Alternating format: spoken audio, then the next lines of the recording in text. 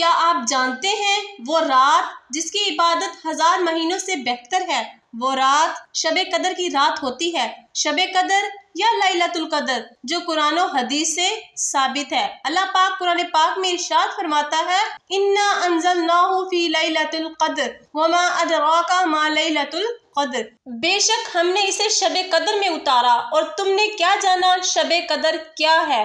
پارہ 30 اور سورۃ قدر میں بیان کیا گیا ہے۔ اس رات کی فضیلت یہ ہے کہ اس رات فرشتے زمین پر اترتے ہیں، دعا قبول ہوتی ہے اور عبادت کا ثواب بے حد بڑھ جاتا ہے۔ اور جو حدیث سے ثابت ہے اس کے متعلق یہ کہ حضور پاک صلی اللہ تعالیٰ علیہ وآلہ وسلم نے فرمایا شب قدر کو رمضان کے آخری عشرے کی طاق راتوں میں تلاش کرو، یعنی کہ طاق راتیں کون سی ہیں؟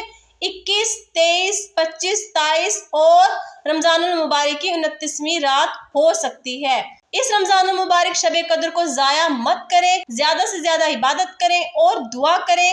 دین آسان ہے، خود بھی سیکھیں اور دوسروں کو بھی سکھائیں۔